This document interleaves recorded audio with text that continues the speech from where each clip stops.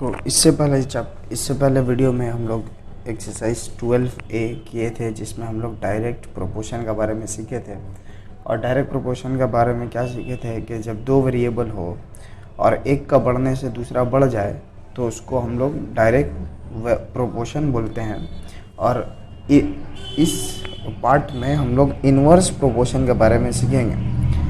Inverse proportion का मतलब क्या होता है कि अगर एक वेरिएबल का वैल्यू बढ़ने से दूसरा वेरिएबल घटता हो और दूसरा का वेरिएबल बढ़ने से पहला वाला घटता हो तो दोनों वेरिएबल को हम लोग इनडायरेक्ट या इन्वर्स प्रोपोर्शन बोलेंगे।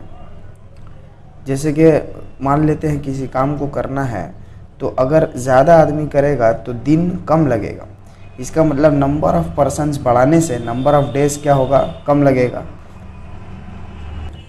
उसी तरह से नंबर ऑफ़ पर्सन्स को कम करने से दिन ज़्यादा लगेगा। तो यहाँ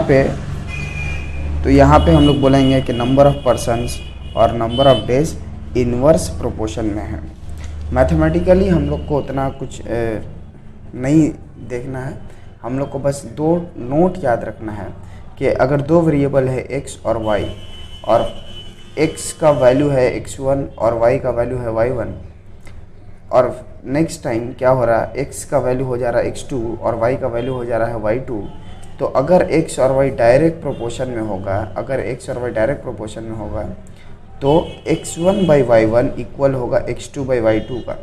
इसका मतलब डिवाइड करके हम लोग क्या करेंगे, इक्वल कर देंगे। x1 को y1 से डिवाइड करेंगे और x2 को y2 से डिवाइड करेंगे और ये दोनों इक्वल होगा। लेकिन अगर x और y इन्वर्स प्रोपोर्शन में हो, जिसको हम लोग इनडायरेक्ट प्रोपोर्शन भी बोलते हैं, तो अगर इन्वर्स प्रोपोर्शन में होगा तो हम लोग x1 को y1 से मल्टीप्लाई करेंगे, इनटू कराएंगे, और x2 को y2 से इनटू कराएंगे और दोनों को इक्वल कर देंगे। तो सिंपली हमको देखना है कि अगर डिवाइड करने से वैल्यू सेम आए तो डायरेक्ट प्रोपोर्शन होता है, और मल्टीप्लाई करने से वैल्यू सेम आए तो इन्वर्स प्रोपोर्शन होता है। अब हम लोग 12B का एक्सरसाइज करेंगे। तो क्वेश्चन नंबर 1 देखते हैं क्या लिखा है। Observe the tables given below and in each case find whether x and y are inversely proportional. तो यहाँ पे x और y का कुछ वैल्यू दिया है और हम लोग को चेक करना है कि x और y इन्वर्सली प्रोपोर्शनल है या नहीं है। तो यहाँ पे साफ दिख रहा है कि 6/9 है, यहाँ 10/15, 14/21 और 16/24। अगर तो इन्वर्स प्रोपोर्शन चेक करने के लिए हम लोग को क्या करना होगा, दोनों का वैल्यू को मल्टीप्लाई करके देखना होगा इक्वल आ रहा है कि नहीं। तो पहला दोनों वैल्यू को मल्टीप्लाई करने से क्या आएगा, 6 9 54, और यहाँ मल्टीप्लाई करने से कितना आएगा, 150। तो दोनों इक्वल तो होगा नहीं, इसलिए x और y दोनों इन्वर्सली प्रोपोर्शनल नहीं होगा। लेकिन अगर हम लोग इसको डिवाइड करके देखें तो हम लोग देख सकते हैं कि यहाँ पे 6/9 को डिवाइड करने से आएगा 2/3। उसी तरह से 10/15 को डिवाइड किया जाए तो यहाँ पे आएगा 2/3। फिर उसी तरह से 14 और 21 को डिवाइड किया जाएगा तो भी 2/3 आएगा। उसके बाद और क्या वैल्यू था, 16 और 24, इसको भी 8 से डिवाइड करेंगे तो 2/3 आएगा। तो हम लोग को क्या दिख रहा है कि x/y का वैल्यू क्या है, चेंज नहीं हो रहा है, कांस्टेंट है। इसलिए जब डिवाइड करके कांस्टेंट आता है तो इस नोट का हिसाब से क्या बताया गया, जब डिवाइड करके सब वैल्यू बराबर आने लगे तो हम लोग बोलते हैं कि डायरेक्ट प्रोपोर्शन में है। तो यहाँ पे इन्वर्स प्रोपोर्शन में चेक करने बोला था, लेकिन हम लोग को क्या मिल गया, इन्वर्स प्रोपोर्शन में तो नहीं है लेकिन डायरेक्ट प्रोपोर्शन में है, इसलिए हम लोग लिख सकते हैं कि x and y are directly proportional. उसके बाद दूसरा क्वेश्चन में लिखा है 5/18, 9/10। तो यहाँ पे भी हम लोग क्वेश्चन नंबर 2 खुद से कर सकते हैं। यहाँ पे मल्टीप्लाई कराने से क्या हो रहा है, कांस्टेंट आएगा तो इन्वर्सली प्रोपोर्शनल हो जाएगा। क्वेश्चन नंबर 3 में क्या लिखा है, 9/4, 3/12,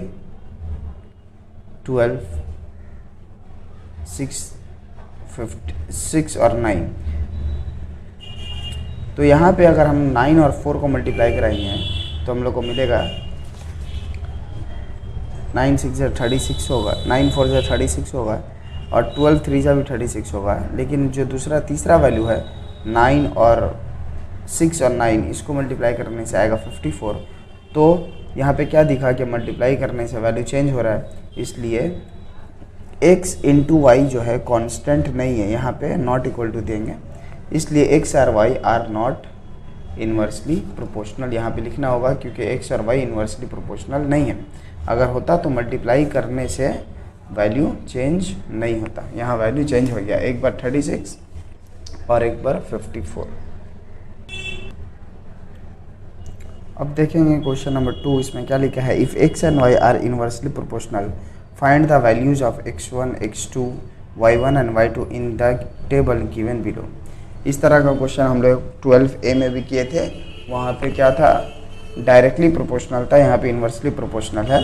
तो इन्वर्सली प्रोपोर्शनल के लिए हम लोग जानते हैं कि इन दोनों को मल्टीप्लाई करके इसका इक्वल होगा, इन दोनों को मल्टीप्लाई करके इन दोनों को मल्टीप्लाई करके सब इक्वल आएगा, और एक बार में हम लोग कोई दो ही लेंगे। तो क्वेश्चन एक बार फिर से देख लेंगे, क्या लिखा है क्वेश्चन में,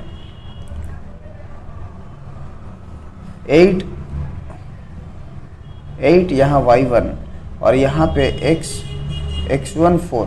तो अगर इसको और इसको हम लोग मल्टीप्लाई करके इक्वल लिखेंगे तो ना तो हमको y1 मालूम है ना हमको x1 मालूम है। तो हम क्या करेंगे, इसको मल्टीप्लाई करके इसका इक्वल लिखेंगे, क्योंकि यहाँ पे 16 भी मालूम है और 5 भी मालूम है। तो हम लोग पहले इस तरह से लिखेंगे कि since x and y are inversely proportional x y equals to constant, मतलब मल्टीप्लाई करने से वैल्यू कॉन्स्टेंट रहेगा, चेंज नहीं होगा। फिर हम लोग फर्स्ट वाला लेंगे, फर्स्ट वाला में x का वैल्यू था 8 और y का वैल्यू था y1, और थर्ड वाला में x का वैल्यू था 16, y का वैल्यू था 5।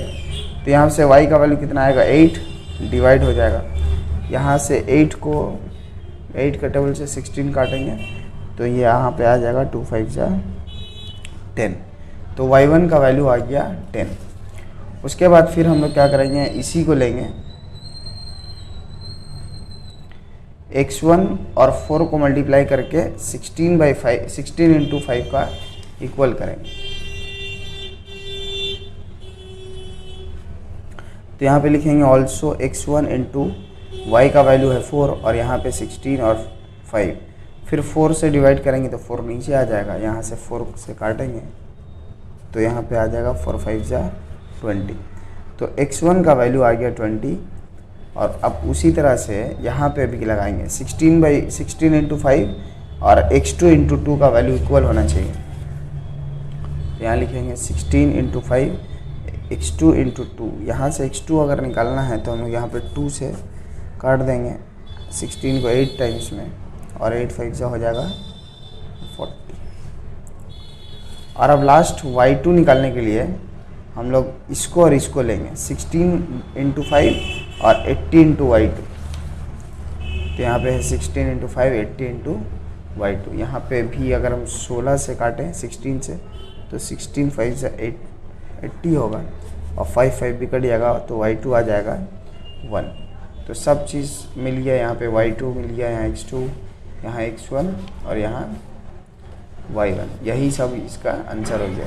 हम लोग फाइनली एक बार लिख भी सकते हैं कि x1 इक्वल टू कितना आया 20, y1 कितना आया,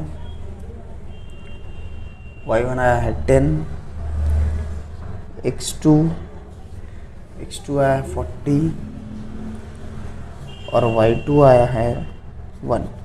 इस तरह से फाइनली एक बार पूरा कलेक्शन करके लिख देना है। तो क्वेश्चन नंबर 3 देखते हैं। क्वेश्चन नंबर 3 में क्या लिखा है, if 35 men can reap a field in 8 days, in how many days can 20 men reap the same field?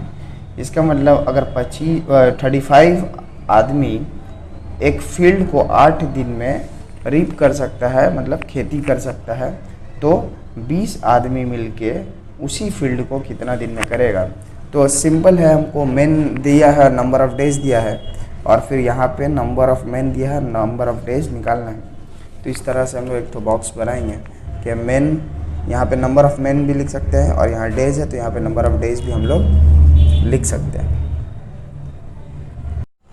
तो क्वेश्चन में क्या दिया कि 35 मेन 8 डेज में कर सकता है, तो हम लोग पहले यहाँ पे लिखेंगे 35, यहाँ पे डेज के जगह में 8, और फिर क्वेश्चन में लिखा है कि 20 मेन यहाँ पे 20 मैन कितना दिन में करेगा, तो हम यहाँ पे लिख देंगे x और यहाँ लिखना है लेट, मतलब हम लोग मान लिए कि x डेज लगेगा करने में। अब एक स्टेटमेंट देना है कि मेन और डेज में डायरेक्ट प्रोपोर्शन है या इनडायरेक्ट प्रोपोर्शन है। तो हम लोग जान रहे हैं कि अगर ज़्यादा आदमी काम करेगा तो दिन कम लगेगा, और जब कम आदमी काम करेगा तो दिन ज़्यादा लगेगा। तो यहाँ पे एक का बढ़ने से दूसरा घट जा रहा है, इसलिए यहाँ पे इनवर्स प्रोपोर्शन होगा। लिखना होगा कि men and days are in inverse proportion. Men and days are in inverse proportion. तो और इनवर्स प्रोपोर्शन के बारे में आपको पहले ही एक नोट दिया गया था कि क्या करना है, दोनों को मल्टीप्लाई करके, ये दोनों वैल्यू को मल्टीप्लाई करके, ये दोनों वैल्यू को मल्टीप्लाई करके इक्वल कर देना है। तो यहाँ पे हम लोग लिखेंगे 35 into 8 equals to 20 into x. अगर x निकाला जाए तो यहाँ लिखना होगा 35 इंटू 8/20। 5 से काटेंगे तो 4 टाइम्स में, और यहाँ 7 टाइम्स में, और फिर 4 से काटेंगे 4 2 जा 8, और यहाँ हो जाएगा 7 2 जा 14। इसका मतलब कितना दिन लगेगा, 14 डेज लगेगा। Therefore 14 days are required. 14 days are required, यही हो जाएगा इसका आंसर। अब क्वेश्चन नंबर 5 में क्या लिखा है। क्वेश्चन नंबर 5 में लिखा है 6 cows can graze a field in 28 days। How long would 14 cows take to graze the same field. इसका मतलब 6 काऊ मतलब 6 गाय मिलके 28 दिन में एक फील्ड को ग्रेज करती है, एक खेत में चरती है या घास खाती है जो भी।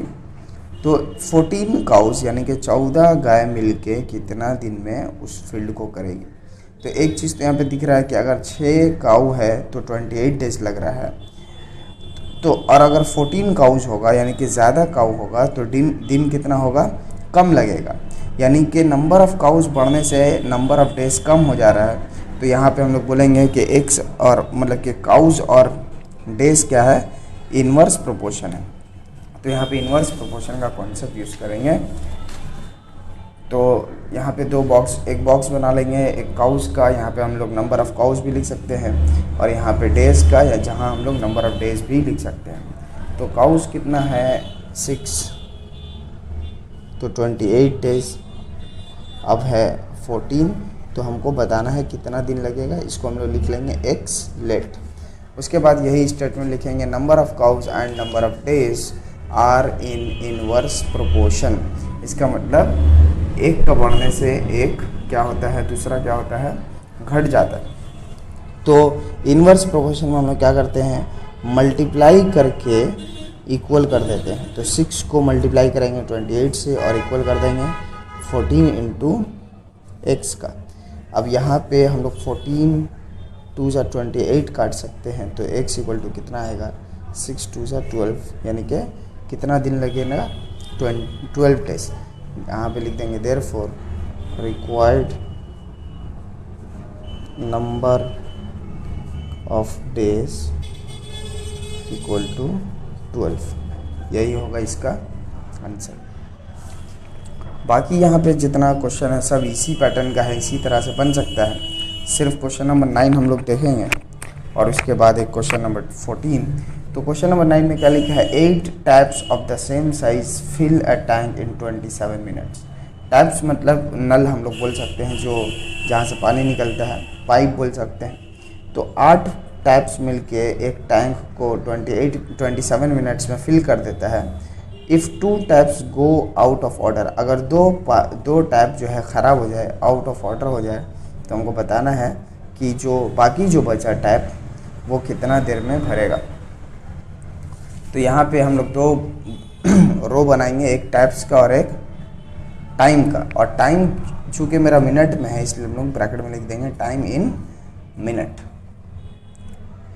अब क्वेश्चन में पहले लिखा था कि 8 टैप्स मिलके 27 मिनट्स में भरेगा, और उसके बाद क्या हुआ, 2 टैप्स ख़राब हो गया तो बचेगा कितना, अब मेरा पास बचेगा 6 टैप्स, क्योंकि 8 टैप था और 2 ख़राब हो गया और टाइम हमको निकालना है, तो हम लोग लिख लेंगे लेट x। और अब यहाँ पे क्या लिखना है कि सिंस टैप्स या नंबर ऑफ टैप्स लिख सकते हैं हम लोग, number of taps and time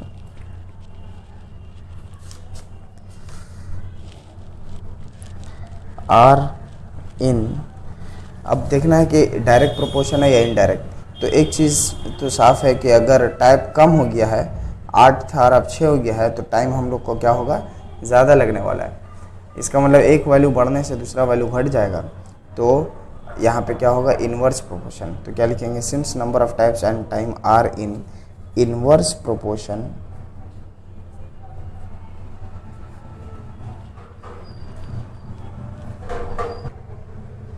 inverse proportion. तो इन्वर्स प्रोपोर्शन में हम लोग क्या करते हैं, मल्टीप्लाई करके इक्वल कर देंगे। तो यहाँ होगा 8 into 27 equal to 6 into x. यहाँ पे अगर हम लोग काटना चाहें तो काट भी सकते हैं, या फिर अगला लाइन में काट लेंगे, क्योंकि फर्स्ट लाइन में ही काट देंगे तो दिखेगा क्या। अब यहाँ काटेंगे 2 से तो ये 3 टाइम्स में जाएगा, ये 4 टाइम्स में जाएगा, और इसको काटेंगे 9 से तो 9 4 जा 36 होगा। इसका मतलब हम लोग को कितना टाइम लगने वाला है, 36 मिनट। तो लिख देंगे therefore required time equal to 36 minute. यही हो जाएगा इसका आंसर। क्वेश्चन नंबर 14 में आएंगे, लास्ट क्वेश्चन है इस एक्सरसाइज का। बाकी क्वेश्चन आप लोग खुद से कर लीजिएगा। तो क्या लिखा है, if x and y vary inversely and x equal to 15 when y equal to 6 find y when x equal to 9। इसका मतलब x और y क्या है, इन्वर्सली वेरी कर रहा है, मतलब इन्वर्सली प्रोपोर्शनल है। और x का वैल्यू 15 होने से y का वैल्यू हो रहा है 6, तो हमको बताना है x का वैल्यू जब 9 होगा तो y का वैल्यू क्या होगा। तो हम लोग यहाँ पे एक तरह का टेबल बना सकते हैं। यहाँ पे टेबल नहीं दिया था, x का जब वैल्यू है 15 तो y का वैल्यू है 6, और x का वैल्यू 9 है तो y का वैल्यू हमको फाइंड आउट करना है।